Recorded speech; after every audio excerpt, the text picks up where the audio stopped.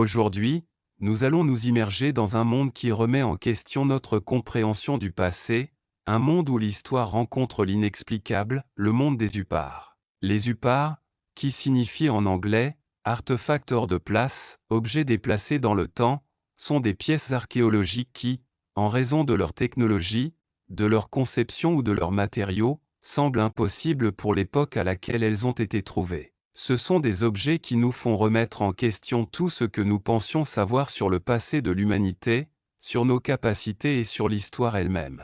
Préparez-vous à entrer dans un labyrinthe d'énigmes, où chaque objet est une pièce d'un puzzle fascinant et déroutant. Numéro 1. Le pilier de fer de Delhi, Inde. Notre premier arrêt nous emmène à Delhi, en Inde, où se trouve un colosse de fer qui semble défier le temps, le pilier de fer de Delhi. Imaginez une colonne de plus de 7 mètres de haut et pesant 6 tonnes, érigée il y a plus de 1600 ans. Ce qui fait de ce pilier un véritable monument, c'est sa composition, du fer forgé d'une pureté exceptionnelle, presque sans soufre. Il s'agit d'un exploit métallurgique qui, selon l'histoire officielle, n'aurait pas dû être possible à l'époque. Le pilier a été exposé aux éléments pendant des siècles aux pluies torrentielles, chaleur torride et pourtant il ne montre pratiquement aucun signe de corrosion. Comment ont-ils fait? Quelle technologie ancienne se cache derrière cet exploit? Certains suggèrent que sa construction est due à des techniques avancées de moulage et de traitement du fer, perdues dans la nuit des temps. D'autres, plus audacieux, pointent l'intervention de voyageurs temporels ou encore de civilisations extraterrestres. Quoi qu'il en soit, le pilier de fer de Delhi est toujours debout, remettant en question notre compréhension du passé et murmurant des histoires que nous n'avons pas encore déchiffrées. Numéro 2. Le disque Nebra, Allemagne. Notre prochain arrêt nous emmène à l'âge du bronze en Allemagne, où un mystérieux disque de bronze remet en question notre compréhension du cosmos, le disque Nebra. Imaginez un disque d'Axe en grave-peine 30 cm de diamètre avec des incrustations d'or qui représentent le Soleil, la Lune, les étoiles et un amas qui ne devrait pas être visible à l'œil nu, les Pléiades. Ce disque, daté d'il y a plus de 3600 ans, n'est pas seulement une œuvre d'art, c'est une carte céleste, un calendrier astronomique d'une précision étonnante. Sa sophistication est telle qu'elle a conduit les experts à repenser la connaissance astronomique des cultures préhistoriques. Comment pourrait-il, sans télescope ni instruments avancés, capturer le ciel avec autant de précision?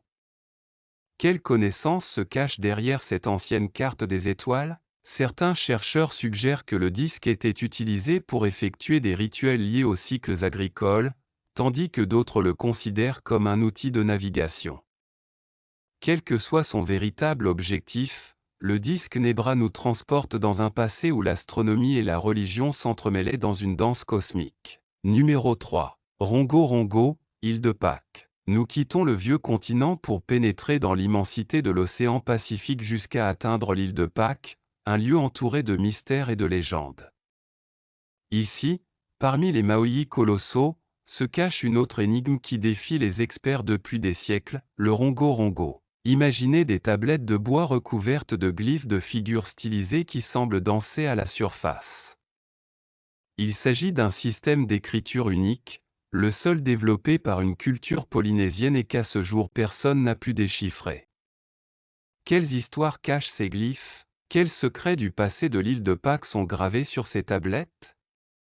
Certains chercheurs pensent que le Rongo Rongo pourrait contenir des informations sur la construction du Maui, sur les croyances religieuses de la culture Rapa Nui ou encore sur sa fin tragique. Le Rongo Rongo est comme un livre ouvert que nous ne pouvons pas lire, un témoignage silencieux d'une civilisation disparue, un rappel que le passé est plein de voix attendant d'être entendues, d'histoires attendant d'être racontées. Numéro 4. Le disque génétique, Colombie. Notre prochain arrêt nous emmène dans les jungles de Colombie, où un disque de pierre remet en question notre compréhension de la biologie, le disque génétique. Imaginez un disque de 27 cm de diamètre, sculpté avec une précision millimétrique, qui représente avec des détails étonnants le cycle de la vie humaine depuis la fécondation jusqu'à la naissance. Ce qui fait de ce disque un Upar, c'est la précision avec laquelle sont représentées les structures cellulaires qui ne peuvent être observées qu'au microscope.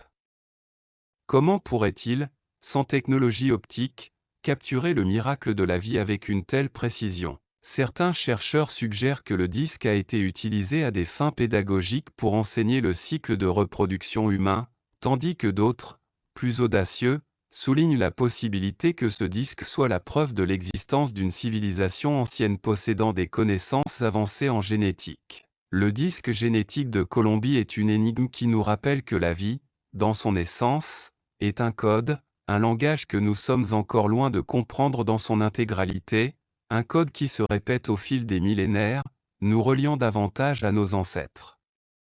Télécommande. Numéro 5. Pierre de Bégon, Chine. Notre recherche de Hupar nous emmène maintenant dans les montagnes reculées de Bégon en Chine, où nous rencontrons un mystère géologique qui défie toute logique, les pierres de Bégon. Imaginez une série de structures pyramidales creuses, formées de tubes métalliques qui pénètrent dans la terre. Ce qui rend ces structures remarquables, c'est leur âge, estimé à plus de 150 000 ans, une époque où, selon l'histoire officielle, l'humanité commençait à peine à maîtriser le feu. Qui a construit ces structures? Dans quel but? Les théories sont aussi variées que surprenantes. Certains parlent d'une ancienne civilisation avancée qui a habité la Terre bien avant nous, tandis que d'autres évoquent la possibilité qu'il s'agisse d'un ancien observatoire astronomique. Les pierres de Bégon constituent un défi pour notre compréhension du passé, nous rappelant qu'il reste encore de nombreux mystères à résoudre sur cette planète, un lieu où la réalité semble se confondre avec la science-fiction. Numéro 6. Le candélabre de Paracas, Pérou. Nous retournons en Amérique du Sud, cette fois sur la côte péruvienne, où nous attend une énigme gravée dans la roche, le candélabre de Paracas. Imaginez un géoglyphe géant de plus de 180 mètres de haut qui représente une figure anthropomorphe les bras tendus, comme s'il tenait deux torchets. Ce qui fait du Paracas Candelabro un lieu unique est son emplacement stratégique, visible depuis la mer à des kilomètres. Qui l'a construit? Dans quel but? Les théories sont diverses. Certains le considèrent comme un repère pour les navigateurs, un panneau indiquant la route vers la terre ferme. D'autres, plus audacieux, le relient à la figure du dieu Viracocha, dieu créateur de la mythologie inca. El Candelabro de Paracas est un pharo en la niebla del Ciempo, un énigma que no recuerda que el pasado está lleno de mensajes ocultos, de sonal que esperan ser interpretada, un misterio que nos invita a mirar al cielo y a preguntarnos. Estamos solo en l'univers? Numéro 7. L'œuf de Nampa, États-Unis. Notre dernière étape nous emmène dans les montagnes Nampa aux États-Unis, où un petit objet a suscité une grande polémique, l'œuf Nampa. Imaginez une figurine en argile d'accent grave peine 4 cm de haut qui représente une femme aux traits du visage bien définis. Ce qui fait de cet objet un objet remarquable, c'est son emplacement. Il a été trouvé à plus de 30 mètres de profondeur dans une couche géologique dont on estime qu'elle est vieille de plusieurs millions d'années. Comment puis-je y arriver? L'œuf de Nampa fait débat depuis sa découverte. Certains y voient la preuve de l'existence d'une civilisation humaine bien plus ancienne qu'on ne le croyait, tandis que d'autres y voient une simple fraude. Quoi qu'il en soit, l'œuf de Nampa nous rappelle que l'histoire de l'humanité est un puzzle encore incomplet, avec des pièces qui ne s'emboîtent pas et qui nous obligent à repenser tout ce que nous pensions savoir. Numéro 8. La Californie, aux États-Unis, est un lieu connu pour sa riche histoire et sa diversité culturelle. En 1911, une découverte a été faite qui a laissé perplexes les scientifiques et les archéologues du monde entier, l'épée d'Ishi, le dernier membre de la tribu Yahi. Cette découverte surprenait non seulement par sa rareté, mais aussi par les questions qu'elle soulevait sur les capacités des Amérindiens. Cet homme, vivant comme ses ancêtres à une époque de transition et de changement, possédait une épée en acier. Le plus surprenant est que cette épée semblait avoir été forgée avec des techniques avancées, des techniques qui n'étaient pas considérées comme possibles à l'époque et dans la région dans lesquelles vivait Ishi. L'épée, longue de près d'1 mètre et au tranchant impeccable, ne correspondait pas à la technologie des Amérindiens de l'époque. Comparée à d'autres artefacts historiques, l'épée d'Ishi semblait déplacée et hors du temps, générant encore plus d'intrigues parmi les chercheurs. Comment est-il arrivé entre les mains d'Ishi? Cette question déconcerte les historiens et les archéologues depuis plus d'un siècle. Était-ce un cadeau, un échange ou quelque chose de plus mystérieux? Les tests de datation au carbone n'ont pas permis de déterminer l'âge exact de l'épée, ajoutant une autre couche de mystère à cette énigme. Les scientifiques ont essayé plusieurs techniques, mais aucune n'a apporté de réponse définitive. Certains pensent que l'épée d'Ishi pourrait être la preuve d'un contact transocéanique bien plus tôt que ce que nous disent les livres d'histoire. Cette théorie suggère que des explorateurs venus d'autres pays pourraient être arrivés en Amérique du Nord beaucoup plus tôt qu'on ne le pensait auparavant, apportant avec eux des connaissances et des technologies avancées. Quoi qu'il en soit, l'épée d'Ishi reste une énigme non résolue. Cet artefact mystérieux continue de fasciner tous ceux qui l'étudient, nous rappelant qu'il y a encore beaucoup à découvrir sur notre passé. Numéro 9. Notre prochaine destination nous emmène en Angleterre. En 1852, dans une carrière près de Towhead, un groupe d'ouvriers déterra une hache enfoncée dans un bloc de pierre léno, vieille de plus de 30 millions d'années. La hache, en chair, avait une conception similaire à celle des autres haches néolithiques. Certains chercheurs suggèrent que la hache de Wedgwood pourrait être une contrefaçon, mais d'autres affirment que la technologie permettant de créer une contrefaçon aussi élaborée n'était pas disponible à l'époque. Est-il possible qu'une civilisation avancée ait existé sur Terre bien plus tôt qu'on ne le pense? La hache Wedgwood reste un mystère non résolu. Numéro 10. Notre prochain arrêt nous emmène à Dorchester, aux États-Unis. En 1852, lors de la construction d'une église, une explosion contrôlée met au jour un objet insolite. Parmi les décombres, les ouvriers ont trouvé 2 feuilles d'alliage zinc-argent, un matériau qui nécessite un processus de coulée complexe. Les planches, longues d'environ 15 cm, comportent des gravures avec une écriture inconnue. Certains chercheurs ont tenté de le déchiffrer, en le reliant aux anciens alphabets phéniciens, mais sans succès. Qui les a créés et dans quel but? Les plaques de Dorchester restent une énigme non résolue. Certains pensent qu'il pourrait être la preuve d'un contact transatlantique bien avant l'arrivée de colons. Numéro 11. Les pierres d'Ica, un catalogue de savoirs ancestraux. Nous nous rendons maintenant au Pérou, dans la région d'Ica, où l'on retrouve l'un des éléments les plus controversés, les pierres d'Ica. Ces pierres font l'objet de fascination et de controverses depuis des décennies. Ces pierres sculptées avec précision représentent des scènes qui semblent contredire notre compréhension de l'histoire. Imaginez ceci, des milliers de pierres d'andésite gravées de scènes montrant les premiers hommes utilisant des télescopes, effectuant des opérations chirurgicales complexes et même interagissant avec des dinosaures. Ces images remettent en question notre perception des capacités des civilisations anciennes. Les pierres d'Ica ont été faites connaître par le docteur Javier Cabrera d'Arquea dans les années 1960, médecin et collectionneur passionné, qui a consacré une grande partie de sa vie à l'étude de ces pierres. Cabrera a créé une collection de plus de 15 000 spécimens, ce qui suggère que les pierres sont la preuve d'une civilisation avancée avant la nôtre. Selon lui, ces pierres pourraient réécrire l'histoire telle que nous la connaissons. Cependant, la communauté scientifique est sceptique, considérant qu'il pourrait s'agir d'un faux élaboré. De nombreux chercheurs affirment que les pierres ont été créées à l'époque moderne pour tromper les collectionneurs et le public. Les pierres d'Ica sont-elles un héritage d'une civilisation perdue ou une simple contrefaçon moderne? La controverse continue à mesure que d'autres études sont réalisées. La vérité derrière ces pierres mystérieuses reste insaisissable, laissant beaucoup s'interroger sur les véritables origines de ces artefacts fascinants. Numéro 12. Notre prochain arrêt nous emmène au Mexique, dans l'État de Mexico, où nous trouvons un personnage qui a suscité un intense débat, le chef de Tecaxic Calixtlahuaca. En 1933, lors de fouilles à Calixtlahuaca, on a découvert une petite tête en céramique dont les caractéristiques ne correspondent pas aux cultures préhispaniques de la région. La tête, haute d'accent grave peine 6 cm, présente un visage aux traits nettement caucasien, avec des yeux en amande, un nez aquilin et une barbe taillée.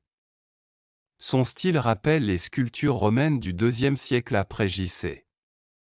Comment cet objet est-il arrivé au Mexique à l'époque préhispanique? Certains suggèrent des routes commerciales transpacifiques des explorateurs romains en Amérique.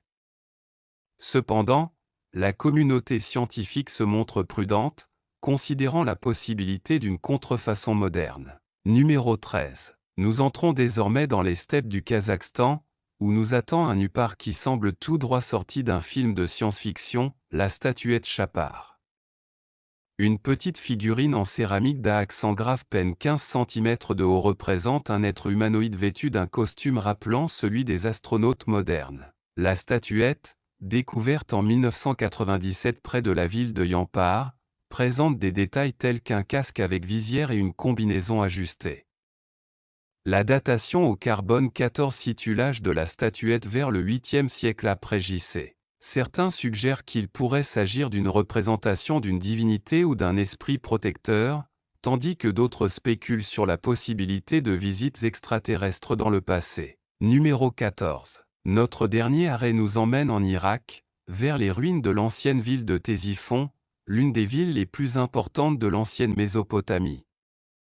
Nous rencontrons ici un élément qui remet en question notre compréhension de la technologie ancienne, le cylindre d'Ashur, également connu sous le nom de batterie de Bagdad. Cet artefact a dérouté les archéologues et les scientifiques depuis sa découverte. Ce petit récipient en céramique d'accent grave peine 13 cm de haut contient un cylindre de cuivre, une barre de fer et des traces de bitume. À première vue, il semble s'agir d'un simple artefact, mais sa composition a amené de nombreuses personnes à spéculer sur son véritable objectif. Sa conception laisse penser qu'il pourrait s'agir d'une vieille batterie électrique. La combinaison de ces matériaux est similaire à celle d'une batterie moderne, ce qui a amené certains à croire que les anciens Mésopotamiens possédaient peut-être des connaissances avancées en électricité. Le cylindre Azur a été découvert en 1930 par l'archéologue allemand Wilhelm Koenig.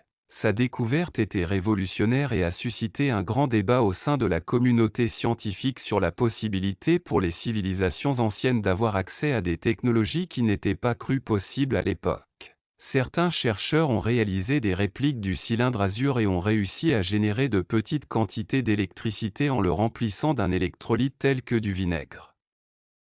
Ces expériences ont montré qu'en théorie, l'appareil aurait pu fonctionner comme une batterie. Si elle fonctionnait réellement comme une batterie, la question se pose, à quoi servaient les anciens Mésopotamiens?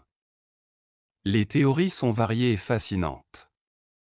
Certains suggèrent qu'il aurait pu être utilisé pour la galvanoplastie, un processus consistant à recouvrir des objets d'une couche de métal en utilisant l'électricité. D'autres pensent qu'il pourrait avoir des fins médicinales, comme l'électrothérapie, utilisée pour traiter diverses maladies. Quoi qu'il en soit, le cylindre Azur continue d'être une pièce maîtresse qui nous invite à repenser nos connaissances sur la technologie du passé. Cet artefact nous rappelle qu'il reste encore beaucoup à découvrir sur les capacités et les réalisations des civilisations anciennes. Chaque nouvelle découverte nous rapproche un peu plus de la compréhension de l'ingéniosité et de la créativité de nos ancêtres. Et c'est tout pour notre voyage à travers le monde des Upars. Comme nous l'avons vu, ces objets égarés soulèvent plus de questions que de réponses. Sont-ils la preuve que l'histoire qui nous a été racontée est incomplète ou s'agit-il simplement d'objets mal interprétés, de contrefaçons ou de coïncidences extraordinaires? J'espère que vous avez trouvé ce voyage au cœur de l'inconnu aussi fascinant que moi. N'oubliez pas de laisser vos commentaires avec vos propres théories et opinions sur les Upars. La recherche de réponses se poursuit.